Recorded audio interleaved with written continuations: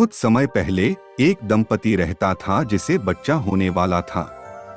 उनके घर के पीछे एक सुंदर बगीचा था जिसमें स्वादिष्ट सलाद उगते थे। बगीचा एक चुड़ैल का था। एक दिन महिला को कुछ ताज़ा सलाद खाने की इच्छा हुई। मुझे ऐसा लगता है कि अगर मैं चुड़ैल के बगीचे में उगने वाले कुछ सलाद नहीं खाऊंगी तो मर जाऊंगी। रात में पति दीवार पर चढ़ गया और चुड़ैल के बगीचे में चला गया। उसने अपनी पत्नी के लिए कुछ सलाद तोड़े। डायन ने उसे पकड़ लिया और उसे शाप देने की धमकी दी। उसने माफी मांगी। उसने कहा, मैं तुम्हें जाने दूंगी, एक शर्त पर चलो। तुम्हें अपना बच्चा पैदा होने के बाद मुझे देना होगा। असहाय आदमी सहमत हो गया। जैसे जैसे समय बीतता गया, दंपति को एक सुंदर बच्ची हुई। उन्होंने उसका नाम रपुंज़ेल रखा। उसी रात चुड़ैल आई और बच्ची को ले गई।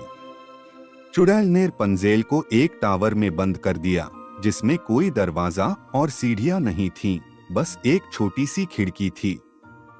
रपुंज़ेल लंबे सुनहरे बालों वाली एक खूबसूरत लड़की बन गई। रपुंज़ेल खिड़की पर बैठकर गाती थी।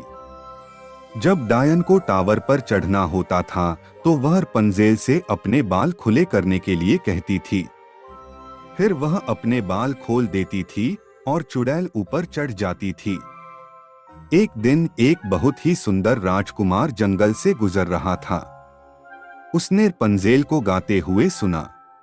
वह उस लड़की से मिलना चाहता था जिसने इतना सुंदर गाना गाया था। इसलिए अगले दिन वह टावर पर वापस आया और वहीं खड़ा होकर देखता रहा। उसने देखा कि कैसे रपुंज़ेल ने अपने बाल खोल दिए और चुड़ैल खिड़की पर चढ़ गई। अगले दिन राजकुमार टावर पर गया और चिल्लाया, अपने बाल खुले करो। रपुंज़ेल ने अपने बाल झड़ने दिए और राजकुमार ऊपर चढ़ गया।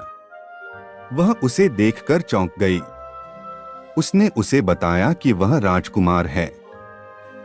उसे पहली नजर में ही उससे प्यार हो गया और उसने उससे शादी के लिए कहा। वह सहमत हो गई। तब से राजकुमार हर रात उससे मिलने आता था। एक बार जादूगरनी ने राजकुमार को ऊपर चढ़ते हुए देख लिया। वह क्रोधित हो उठी। उसने कैंची ली और रपुंज़ेल के खूबसूरत लंबे बालों को काट दिया। चुड़ैल ने राजकुमार को टावर से धक्का दे दिया और वह एक कंटीली झाड़ी पर गिर गया। वह अंधा हो गया। वह रपुंज़ेल को दूर एक रेगिस्तान में ले गई और उसे वहीं छोड़ दिया।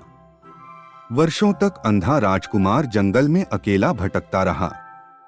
एक दिन वह उसी रेगिस्तान में पहुंचा जहां चुड़ैल ने रपुंज़ेल को छोड़ा था। उसका एक आंसू राजकुमार की आंखों पर गिरा और उसकी दृष्टि वापस आ गई। राजकुमार ने उसके बालों को छुआ और एक और चमत्कार हुआ। उसके बाल पहले की तरह लंबे और चमकदार हो गए। राजकुमार उसे अपने राज्य में ले गया और उन्होंने विवाह कर लिया। एक साल के बाद रपुंज़ेल ने एक सुंदर बच्ची को जन्म दिया और वे हमेशा खुशी से रहने लगे।